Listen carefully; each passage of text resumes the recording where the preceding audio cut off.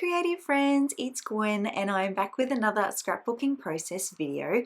Today's share is for Cocoa Vanilla Studio and I'm using their Daydream Collection.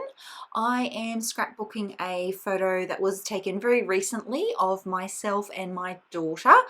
We were on vacation and we did get a few photos that I will be scrapping over the next few weeks. Here's a little look at the bits and pieces that I have in the line. I do have quite a bit of this one. It is fairly new to me and it is the current release for Cocoa Vanilla Studio. And I do have a plan which we'll get straight into. I am using today some mist and a stencil to create a background. I know, shocking, right? I was feeling a bit brave this day. So now on to something I do all the time with my pages, and that's some stitching.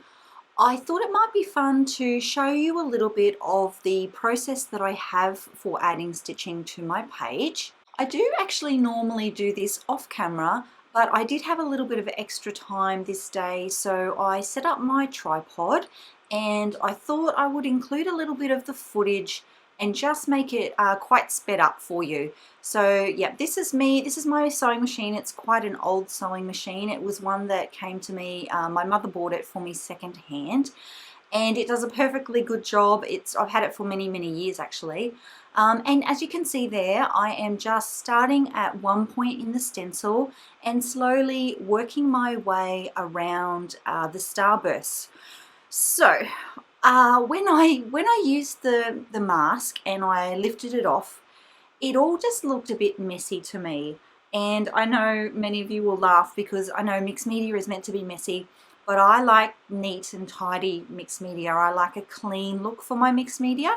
So I thought the best way to fix that was to add some lines and just follow along the path of the stencil there. And I really love how this turned out because I feel like the mixed media is in the lines, even though it's sort of not in some places, but it just, I don't know, for me it just looks neater.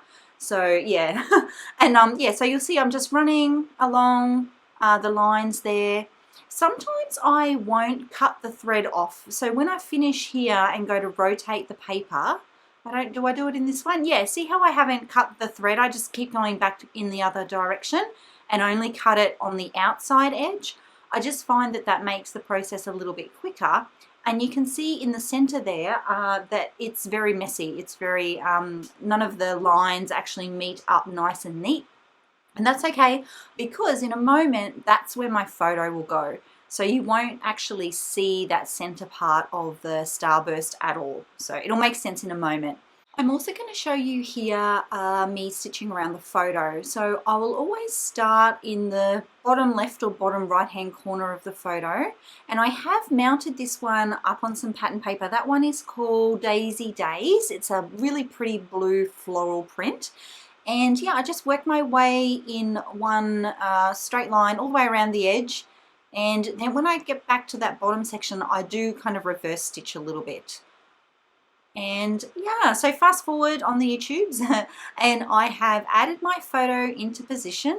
I've added the title for my page, which will be Vacay Vibes. No, Vacay Mode. I keep saying Vacay Vibes. Anywho, that's a cut file from Cut to You, and I have backed that one with pattern papers from the paper pad for some, the yellow there and the pretty watercolor background, that they're both from the paper pad, but the blue is that same pattern paper that I mentioned earlier called Daisy Days. I just used some scraps for that. You can also see here that I have created a double edge for my background there.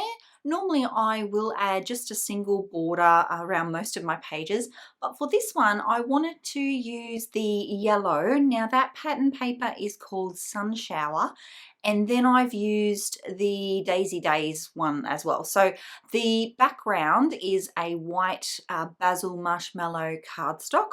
I like that one because I find that it doesn't warp very much, and for me the warping is a really big deal. Now I've also gone ahead and fussy cut out some of the pretty florals from, what's that one called? A Garden Variety. So I did actually go ahead and do those in advance. I like to have little pieces of florals pre-cut so that when I'm creating, they kind of act like as another die cut. They're there, they're ready to go, and I can just play with them and see how they fit on the page. And I find that it's easier for me to work with them that way rather than sort of try and imagine them cut from a piece of paper and then taking time away to cut and then to come back to the layout. I hope that makes sense. It just, for me, it's all about the flow of the page. And if they're pre-cut and ready to go, then I'm far more likely to add them in as part of my layers. As I'm working here, I am thinking very carefully about the embellishment clusters and where they're going to be and how they're going to help lead the eye around the page. I've decided on a larger embellishment cluster in the top right-hand corner of that photo, and then there will be a smaller one and some elements sort of down to the bottom left-hand corner of the page, somewhere near the M there. And so essentially it will just draw your eye from the top right of the page to the bottom left of the page. There's a lot going on with my background, and my photo and my title are quite large, so I don't actually need a lot. So yeah, this will come together quite quickly. Oh yes, I have also gone ahead and fussy cut out some of the elements from the Happy Place pattern paper. So there's a few really cute things to cut out on that paper, including a bunch of sweet little rainbows. So I thought that was a nice addition to this page, just with a little sunburst and the yeah, and the colors really matched in that particular rainbow, so it's going to end up in that top cluster there.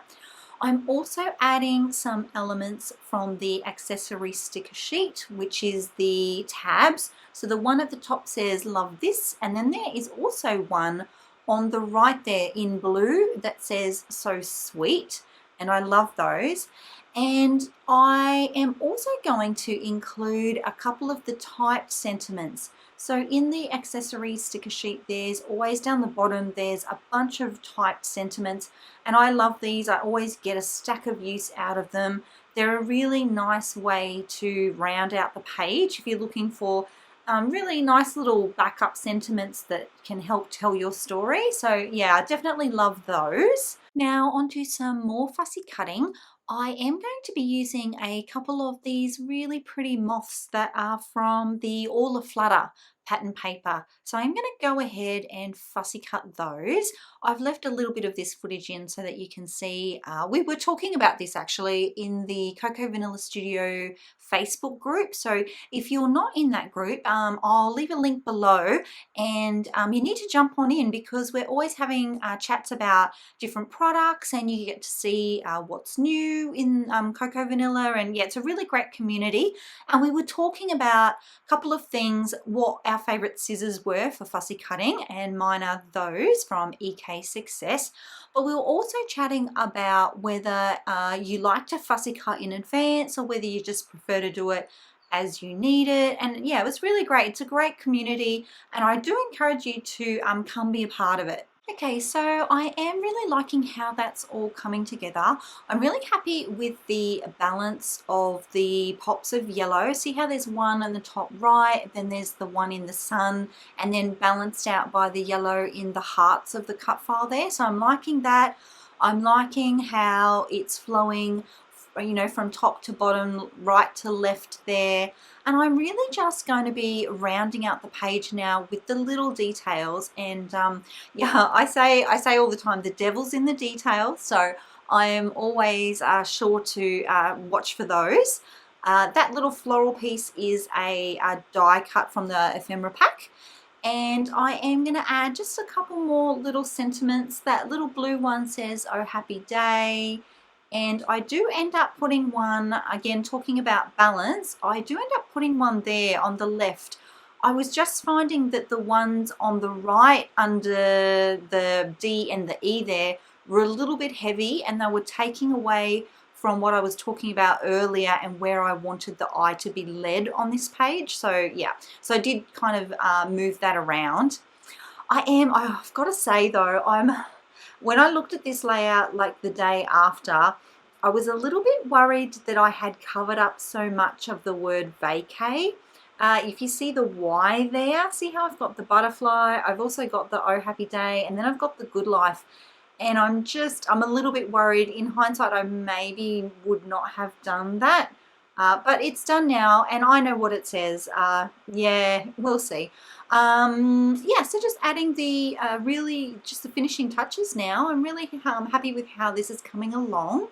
And I am going to add some liquid adhesive.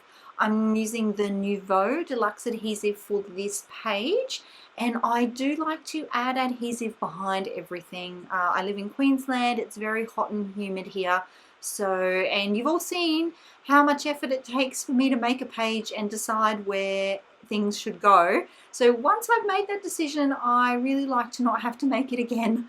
So yeah, lots of liquid adhesive just to be sure that everything is stuck down forever. Now, as I am gluing everything down, I am just sitting with what I've done with the page, and I'm letting it all sink in.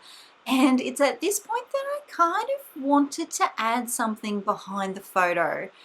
And it's a bit tricky because I have actually stuck it down, the cut file's stuck down, everything's stuck down, and I'm like, oh, how am I going to go about doing this? So what I end up with is the smallest little piece of a tab element that I've cut from that same Happy Place paper, and I cut it in half, and I layer one half on the top edge of the photo and the other half on the bottom of the edge of the photo.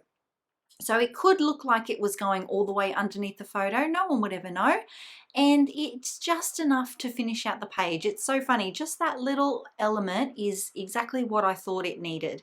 And that's the layout completed. Thank you so much for being here, my creative friends. If you like the way that I scrapbook or the way that I chat about the way that I scrapbook, I encourage you to like this video and be sure to subscribe so that you can see more videos just like this one. And I will see you next time. Bye!